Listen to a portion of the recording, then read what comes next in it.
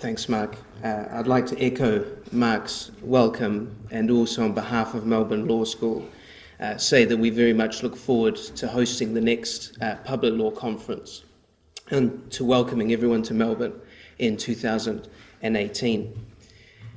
And now it's a very great pleasure to introduce our keynote speaker, the Chief Justice of New Zealand, Dame Sian Elias. Dame Sian Elias is the 12th Chief Justice of New Zealand and the first woman to hold that office. Following undergraduate studies at the University of Auckland and graduate study at Stanford, Dame Sian worked as a solicitor, then as a barrister in New Zealand. She appeared in a number of significant cases, including a series of landmark cases concerning the Treaty of Waitangi, being appointed Queen's Counsel in 1988. She also worked for a number of years as a law commissioner, focusing in particular on the reform of company law. She was appointed to the bench in 1995 and elevated to the position of Chief Justice in 1999. When in 2004 appeals to the Privy Council were abolished and the New Zealand Supreme Court was established as New Zealand's final court of appeal, Dame Sian became the first Chief Justice of the new Supreme Court. She has thus witnessed significant change in the New Zealand legal system and been responsible for leading the Supreme Court through its formative years. She has been a great ambassador for New Zealand on the global stage, often having been invited to deliver lectures across the common law world, including delivering the Cambridge Law Faculty's Sir David Williams Lecture in this very lecture theatre in 2008, and she will be giving this year's Hamlin Lectures as well. She's a leading jurist and in particular has made significant contributions to thinking in the fields of public law and the Treaty of Waitangi. Her judgments and extrajudicial writing have been marked by analytical rigour, the use of comparative and international material, but also an awareness of the distinctiveness of the New Zealand context, and she always has been concerned to maintain and uphold constitutional fundamentals. Ladies and gentlemen, I am very pleased to welcome Chief Justice Elias to deliver the conference keynote address.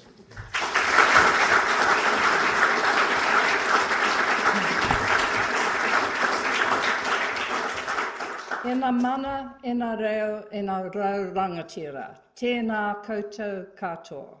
Greetings in the Māori language of New Zealand. Jason, thank you very much for that introduction. It makes me feel doubly bad about this ambitious title that I took from the teasing title of the conference because I realise it's entirely over-ambitious. But the themes of the conference do revolve around familiar questions in public law, which arise out of the pull of unity and the push of pluralism set up by the diffusion of public power in the modern state.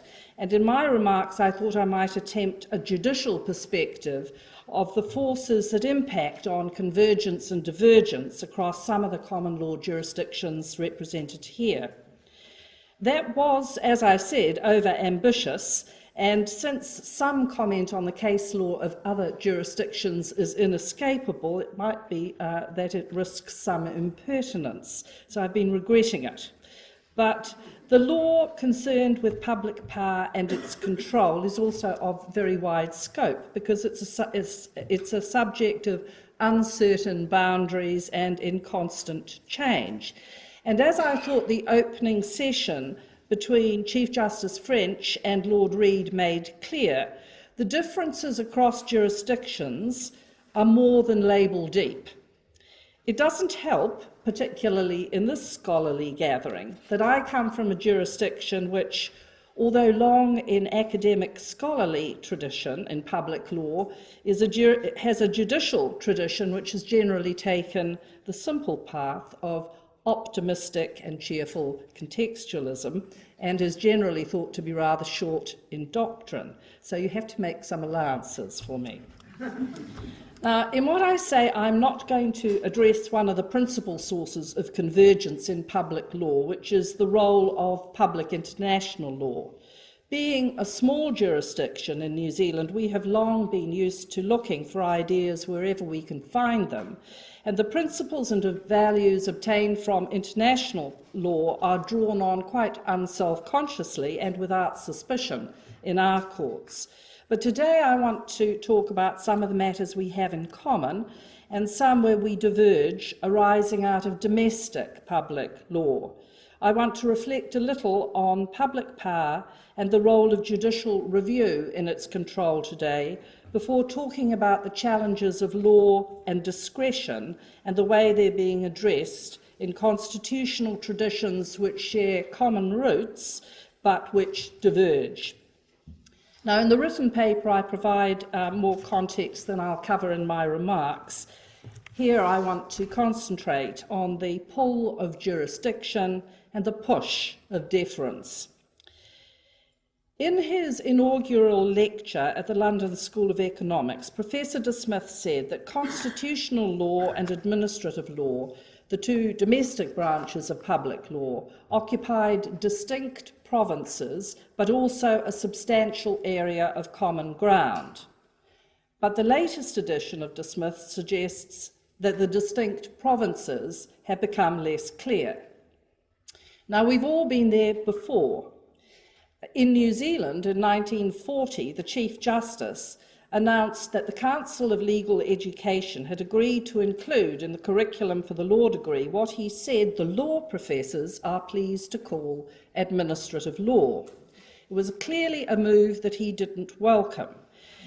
He said that the Chief Justice followed Dicey, of course, in this. He said that the view taken by the judges and the practising profession was that there was really no such special branch of the law, because administrative law was properly included in and part of what is generally called constitutional law. A compromise, however, had been reached. The prescription of the constitutional law course was expanded to include the requirement of a general knowledge of the principles of administrative law, and the Chief Justice said that they had copied in this the elements used by Professor Frankfurter, which indicates the pull of unity exerted by American legal thinking in public law even then. It was perhaps more radical that Sir Michael Myers, the Chief Justice, realised. It was, after all, Frankfurter who had dismissed Dicey's rejection of a separate system of administrative law as brilliant obfuscation, saying that it illustrated the truth of the view that many a theory survives long after its brains are knocked out. Well, for much of the past 50 years, the development of administrative law has meant that public law has been less court-centred, less lawyer-led than formerly. And during that period, the methods of government and its controls, internal as well as external, have been transformed. Better bureaucratic checks, new institutional checks, and the development of specialist systems of administrative adjudication have prompted reassessment of the role played by the general courts.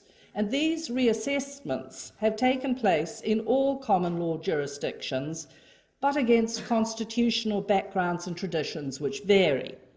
So, although a comparative law perspective comes naturally to those who share the common law tradition, we need to be particularly careful with borrowings in public law. Adding to the complexity of the topic is the contestability of many of the concepts that mark this area of law out from others, if indeed it can be properly separated. Because the problems of public power and its abuse are not confined, the problems of power and its abuse are not confined to public law. And what we call public law is not, of course, isolated from the general body of common law from which it developed.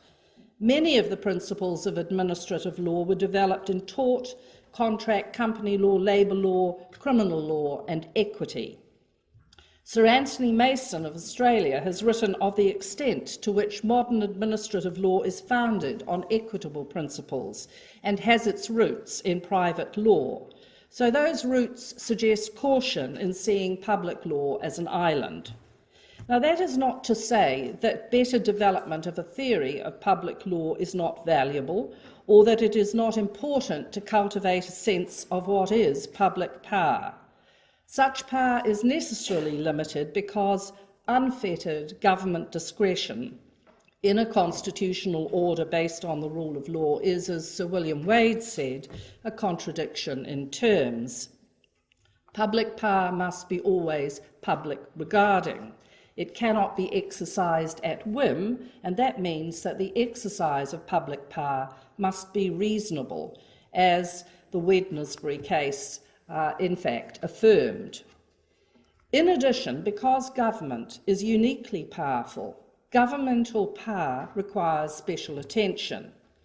Sir David Williams once said that where big government moves, there's no such thing as ordinary powers, for those powers are exercised in a context of financial dominance and control of information and access to political channels to which no natural person could aspire.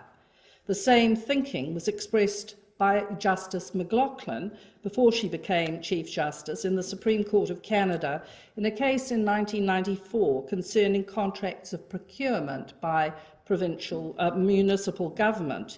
She rejected the argument that a municipality could be treated just like any other private contractor.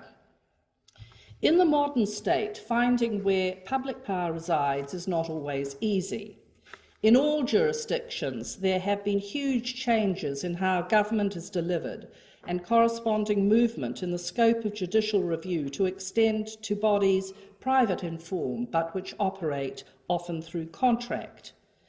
The contracting state may throw up special challenges, but it is the responsibility of the courts, as Lord Diplock said, to preserve the integrity of the rule of law despite changes in methods of government, and to supervise for legality new bodies possessing the essential characteristics upon which the supervisory jurisdiction of the High Court has been based. The scope of judicial review has been extended by procedural reforms which have described amenability to judicial review in expansive terms. And in many jurisdictions, judicial review now operates with wide definitions of public function and public power adopted in statements of rights. Judicial review is, however, supervisory jurisdiction. It checks the boundaries of power conferred on others. It is not original decision-making, and it's therefore inevitably deferential to the primary decision-maker to a greater or lesser extent. Space for proper choice, what we call discretion, is at the heart of judicial review. It has to be said that the direct impact of judicial review in administrative justice is slight. If it was inevitably sporadic and peripheral when the first edition of DISMISSAL was published in 1959, it is even more so today. Discretion is now systemised by policy statements, manuals, and other forms of soft law which protect against arbitrariness and provide fair processes. Checks within government provide supervision and may be accessed for review of decisions by those affected. More or less elaborate systems of review of decisions are provided by adjudicators or officials who observe principles of natural justice, an obligation which is now imposed on all who exercise public functions which affect rights. Ombudsmen provide independent scrutiny and assistance for those affected by administrative decision-making. Improved access to official information and reasons for decisions have not only changed the culture and method of government, but have revolutionised administrative law by laying bare the justification for the actions taken. Effective redress for administrative error for most people does not entail access to a court possessing general supervisory jurisdiction, and this climate has implications for judicial review's scope and methods. Local conditions have also prompted reconsideration of adjudicative correction in a number of jurisdictions, which also impact on judicial review and on public law more generally. And in the UK, under the Tribunals, Courts and Enforcement Act 2007, the adjudicative administrative appeal tribunals are positioned in the judicial branch. So the reform seems to represent a unified rather than a pluralistic aspiration for public law. It was prompted, at least in part, by the need in the United Kingdom to take the strain off the courts in judicial review. In Australia, by contrast, the Commonwealth Administrative Appeal Tribunal, although presided over by a senior judge, has been held by the High Court to be part of the executive. The different locations of adjudicative administrative power in the judiciary or in the administration may have implications for the scope and method of judicial review by the courts. The development of administrative adjudication may also affect the unity of law maintained by the courts of general jurisdiction. It is at first sight startling to those brought up in a tradition influenced by Dicey to see in recent decisions of the UK Supreme Court the protection of decisions of the upper tribunal from judicial review unless they would qualify for second-tier appeal, and with the indication of at least one senior judge that intervention might be further restricted once there is more experience of how the new tribunal system is working in practice. And it's even more startling at first sight to see this deference provided for reasons of proportionality in dispute resolution. Sir John Laws pointed out some years ago in an article about reasonableness in public law that it is one thing to say that reasonableness means different things in context. It is quite another to say that there are circumstances in which unreasonable exercise of power is not amenable to judicial review at all. It is more appealing for some of us to think that the basis of review remains constant for all bodies amenable to judicial review. Now, I'm not sure that it is a complete answer that Carte preserved the formal power of judicial review of the upper tribunal, so that refusal to intervene didn't entail relinquishment of jurisdiction. It's true that on this approach the Supreme Court can intervene if the upper tribunal seems to be developing local law in a way that injures the coherence of the legal order. But if the Supreme Court is prepared to allow that a statutory tribunal with many of the attributes of a superior court will be judicially reviewed for error only if the effort is proportionate, measured against the resources available to the legal system, why should the legislature not act to restrict judicial review where it finds it too expensive or too inconvenient? On the other hand, the new systems of administrative adjudication may well be better placed to promote the interests of good administration as well as the reasonableness, fairness and observance of law, which are the concerns of judicial review and which are the constitutional responsibility of the superior courts. I'm not entirely convinced that it is a function of judicial review to secure good governance, although some thoughtful commentators think it is, but good governance may well be a central purpose of a mature system of administrative justice, such as I think we can see developing in some common law jurisdictions, eventually shaking off the legacy of Dicey. But I question whether it is the function of the supervisory system of judicial review through the ordinary courts. It seems to me that the function of judicial review is securing the rule of law in relation to public power. Felix Frankfurter said of administrative law that it's an area of law where standards and not rules have to be applied to the unlimited versatility of circumstance. Administrative law, he thought, is concerned preeminently with law in the making, with fluid tendencies and tentative traditions, and in which it is necessary to be wary of premature synthesis and fixed rules. A similar warning was repeated by Lord Hailsham half a century later about the use of rigid legal classifications in exercising the supervisory jurisdiction in the field of administrative law. The jurisdiction is, he said, inherently discretionary, and the court is frequently in the presence of differences of degree which merge almost imperceptibly into differences of kind. Is this a lesson we are fated never to learn?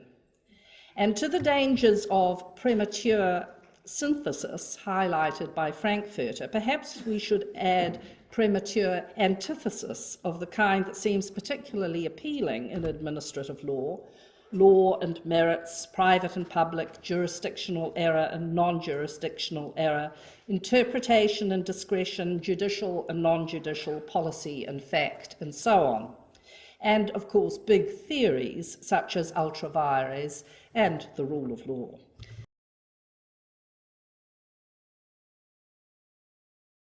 Inescapable, but they are not themselves tests or standards for judicial review. Questions of vires and jurisdiction account for a great part of judicial review of administrative action, because a principal function of the supervisory jurisdiction is to ensure that decision makers have the power they purport to exercise and keep within any limits imposed on it. Especially in a jurisdiction where the constitutional balances are fragile, and let me tell you, they don't become more fragile than in New Zealand, there may be good sense in structuring intervention in terms of vires and parliamentary intent where that provides an answer. Such tactical considerations should not obscure the fact that ultra vires has to be stretched to fit the scope of judicial review as it has been developed to meet the needs of our societies in securing administrative justice. It requires emphasis on a constructed and artificial legislative intent for decisions not concerned with the exercise of statutory powers. It obscures the overlap between legality and reasonableness by suggesting judicial review can be reduced to an exercise in statutory construction alone. Justice Scalia described the label jurisdictional as an empty distraction because every new application of a broad statutory term he said can be reframed as a questionable extension of the agency's jurisdiction. Of course, that's the same sort of reasoning used by Lord Diplock and O'Reilly and Macman. But Scalia thought judges should not waste their time on such mental acrobatics. And I agree. But yet the pull of jurisdiction as a touchstone remains. And that is for the very good reason that although not a test, it is an idea that underlies much of the supervisory jurisdiction. As Mark Aronson has observed, it expresses a conclusion that judicial intervention is appropriate. And if so, jurisdiction is perhaps best seen as a mediating concept for judicial review. Even in Australia, where a search for jurisdictional error is still required in order to preserve the decencies of strict division between merits review and judicial review, post-Kirk and post the relaxation of Wednesbury unreasonableness by the majority in Lee, the different basis for intervention for error of law, jurisdictional or not, may not yield very different results in the end. What then of supervision of discretion? In the same year that Lord Hailsham was expressing concern about rigid legal classifications, Harry Arthurs suggested rethinking administrative law. He argued for recognition that law and discretion are not distinct and that generalist judges are not best placed to interpret public law legislation knowledgeably. Now, we've been worrying away at this bone ever since. Arthurs did not support the development of an entirely distinct system of public law under unifying principles of public law. He thought such repositioning, and this is quite significant, I think, would depend too much on lawyers, including lawyers as decision makers. He questioned whether common approaches to procedural fairness were really useful. He asked whether any higher order principles which might be adopted to provide coherence would be at such a general level of abstraction as to be hardly legal rules. He suggested that useful rules for administrative justice were likely to emerge only in the specific and varied contexts of administrative activity. He advocated a functional approach according to whether a generalist judge had anything to contribute. If so, judicial review was appropriate. Now, this thinking has been highly influential in the jurisprudence of the Supreme Court of Canada and its development of deferential standards of judicial review. Despite the efforts in development of doctrine over the past 3 decades, it is, however, sobering to read the views of Chief Justice McLaughlin in a recent paper that administrative law arguably is beset by more difficulty than any other branch of law. She says it is a barbed and occluded thicket. And in support of that verdict, she traced the twists and turns of Supreme Court doctrine in review of discretion. From this experience, she makes the suggestion that we should give away what she calls linguistic games, such as qualifiers or spectrums of reasonableness. Courts, she says, should recognise that most questions don't admit to a single right answer and ask in all humility whether interference is necessary in the interests of fairness and preservation of the rule of law. I think it's interesting that disagreements and expressions of doubt seem to be current in a number of recent judgments of final courts concerning administrative law. In the United Kingdom, Trevor Allen has suggested, for example, that the different approaches adopted by members of the UK Supreme Court in Evans and the Attorney General indicate deep disagreements about the nature and function of law. And there are other cases which indicate those sort of differences, both in the United Kingdom and Canada. These disagreements indicate the extent to which judicial review engages with constitutional values and other values fundamental to the particular legal order. The connection between administrative law and constitutional law explains why jurisdictions with much in common may diverge in the manner of controlling administrative discretion. In the paper, I do undertake a review of the different constitutional traditions and indicate some conclusions from them, but I won't take time with that here. But it is striking that in Australia, the separation of powers provided by the Australian Constitution has been used by the High Court to protect its constitutional responsibility to say what the law is.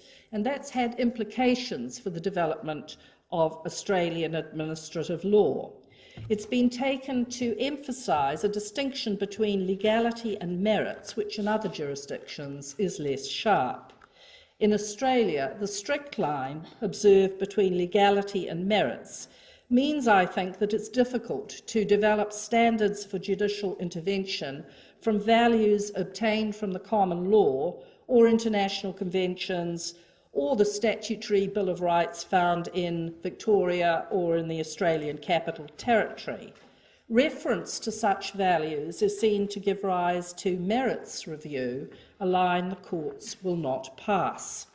And Chief Justice Gleeson, in a 2008 lecture, identified both the constitutional balances and the federal administrative law reforms of the 1970s in Australia as an explanation why Australian law had not taken up the North American jurisprudence of judicial deference, nor the English attraction for abuse of power as a touchstone. Rather, he said, in Australia, the focus has been on jurisdiction and legality. In the UK and New Zealand, where executive dominance of Parliament and parliamentary sovereignty is untrammelled by a constitutional text which distributes powers, judicial review is less secure. That institutional insecurity has, I think, shaped judicial development of administrative law. It may, as I've already indicated, account for the attraction of ultra vires as the underpinning justification for judicial review because it's seen to have constitutional validity. But in both the United Kingdom and New Zealand, there are signs of constitutional repositioning around values derived from the common law, ancient statutes and charters, and modern enacted statements of rights. Deference in matters of interpretation has not been the general tradition in New Zealand and the United Kingdom, although it's not unknown, and Lord Denning thought, for example, that tribunals dealing with statutes concerning benefits should be given latitude to interpret the legislation in a broad, reasonable way according to the spirit and not the letter. And such latitude perhaps is now going to be much more extensive under the 2007 legislation in the UK as now interpreted by the UK Supreme Court. If so, there's probably going to be a divergence between England and New Zealand. I was interested to hear Lord Reid say last night that the Supreme Court doesn't look to the public law of other jurisdictions. In New Zealand, we certainly look very closely at UK precedents, but I think it is fair to say that those institutional changes may lead to shifts in that. We may be even more on our own. Writing in 2009, the first chair of the upper tribunal in the UK, Lord Justice Carnwath, now a member of the Supreme Court, thought that the establishment of the new UK Supreme Court would be an opportunity to develop the relationship between administrative justice and general law. He took the view that the overriding concern of the court, in any case not involving human rights or fundamental rights, was not to be involved in policy choices, but to confine itself to ensuring that the decision complies with fairly undemanding standards of irrationality. And the recent decisions of the UK Supreme Court may move a little in that direction. Whether in the long run, however, the development of a mature system of administrative law is helped or hindered by being positioned within the judicial branch remains to be seen. It is not the vision that Harry Arthurs, for example, urged for administrative law. In Canada, my impression, perhaps wrong, is that there is less anxiety about constitutional fundamentals. If that's so, it may go some way to explain the preparedness of the Supreme Court of Canada to countenance a marked degree of deference to administrative decision-makers, even in cases affecting charter rights. The other reason for the Canadian approach may, of course, simply be the example across the border. It would, however, I think, be unwise to think that positions may not move around on this question of deference according to the subject matter and even the personnel on the court, as some of the recent divisions on the Canadian Supreme Court may indicate. The pull of legality is strong for courts. One of the problems with questions of interpretation is that they are judicial meat and drink. Although Justice Abella of Canada has said that she thinks very few questions of interpretation have only one right answer, I'm not sure that many judges would agree once they've undertaken the exercise, because once it's completed and conviction is reached, I think anyone who has worked through to that conclusion doesn't believe that there's a range of reasonable interpretations, even if, or perhaps especially if, your judicial colleagues take a different view.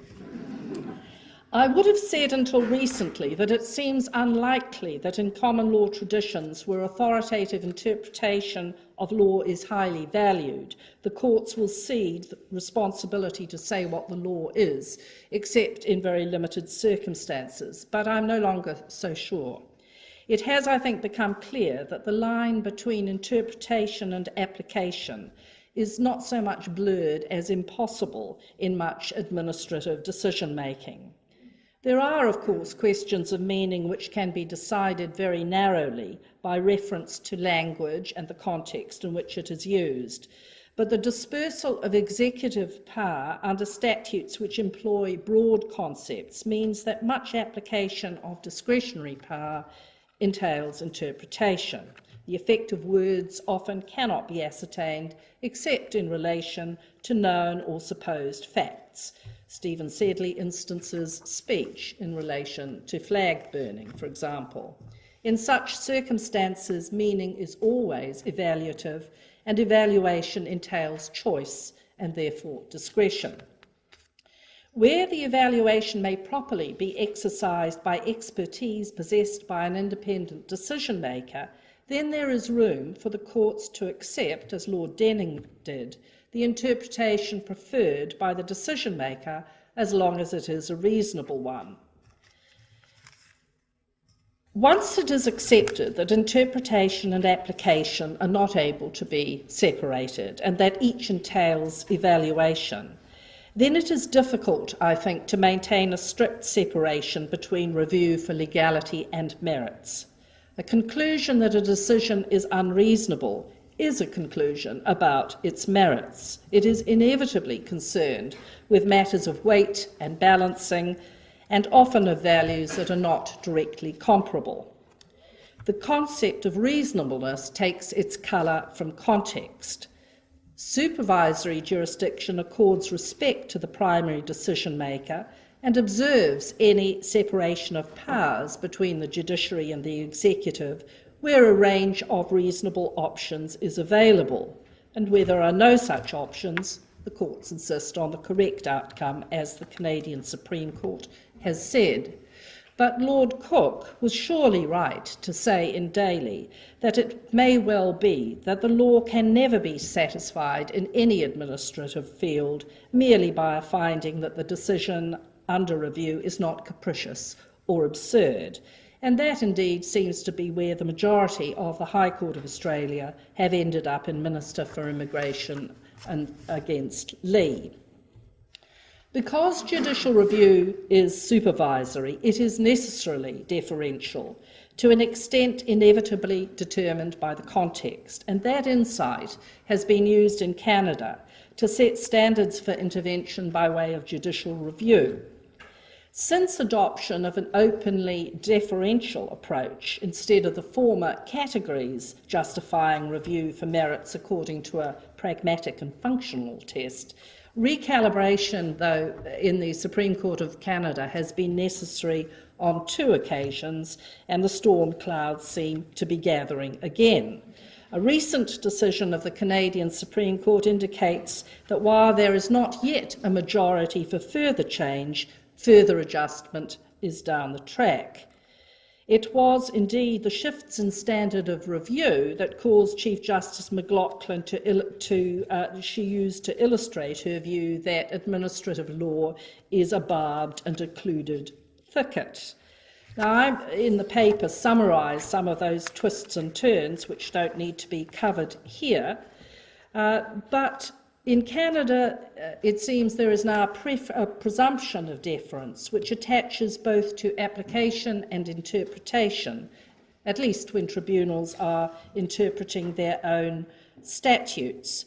But there may be more ambivalence about charter rights and in the Loyola case, a case concerning freedom of religion, it is notable that 3 of the judges didn't join Justice Abella and the other judges in the majority in applying an administrative review approach and applied a constitutional standard.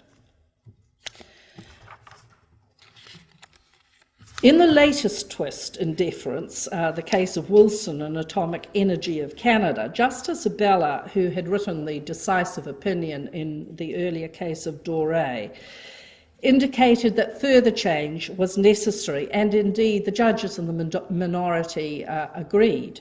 She took the opportunity in obiter to spell out her vision of judicial review of administrative determinations, including interpretation. And it's very interesting to read this judgment. It's quite clear that the 3 of the judges who preferred to keep their powder dry on that were probably quite sympathetic to what she said was an attempt to start a conversation. And in that attempt, she reverted to some of the basics about administrative law raised in the piece by Arthurs.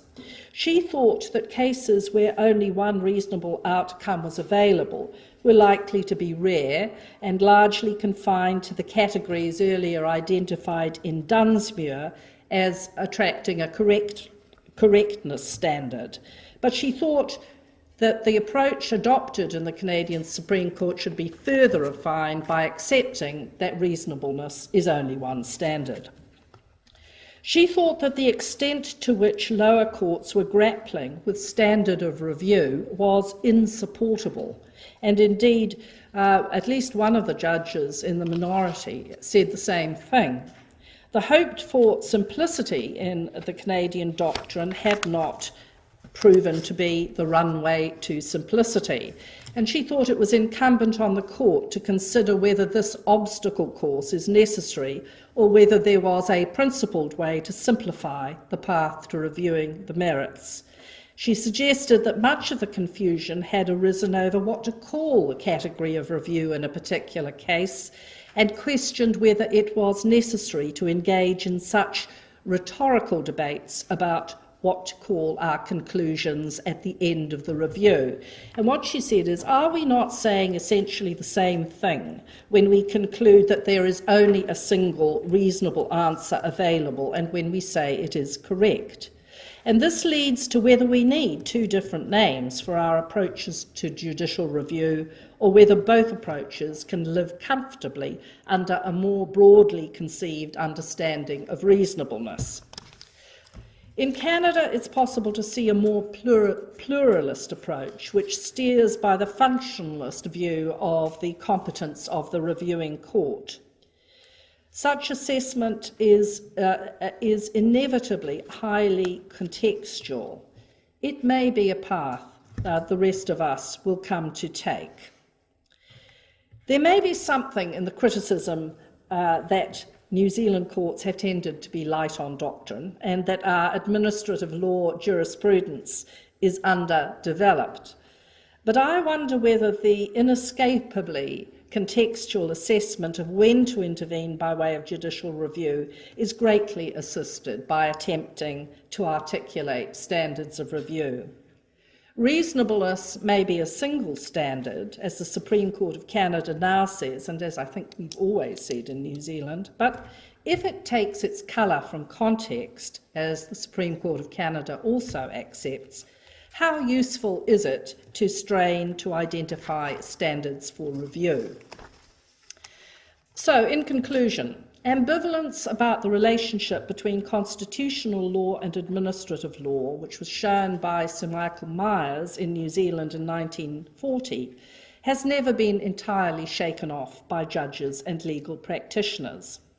Although a number of thoughtful administrative lawyers resist the pull to constitutionalisation of administrative law, judicial review strikes me as inevitably located in that space. It is concerned with the rule of law values which underpin the Constitution in any law state and which provide coherence to the legal order which it is for the superior courts to supervise, whether they operate under a constitutional instrument which shares power or under an unmodified Westminster system. Where rule of law concerns end, the supervisory jurisdiction ends too.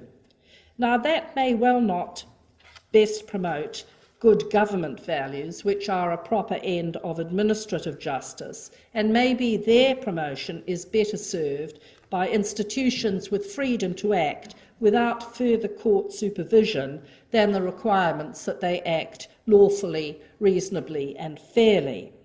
Perhaps we have loaded too much into the supervisory jurisdiction, which could be better addressed in a distinct but supervised administrative justice system. The challenge for administrative law remains to develop within the scope left for it by constitutional law. In a developed system of administrative law, perhaps more respect for administrative choices in interpretation and application of enacted rules is better policy for supervising courts. But we have to be careful not to throw the baby out with the bathwater, and it's surely time to move on from always beating up courts about their constitutional obligation to ensure that constitutional balances and values, including rights, are observed and not sacrificed to expediency. We've had enough experience to know that we can expect successive waves in which growth of discretion gives rise to anxiety about the rule of law. So we can't expect this area of law to stand still. And although I acknowledge with gratitude the illumination provided by good scholarship in this area, of which there is much, and many from those in this audience, is the search for better doctrine ultimately doomed?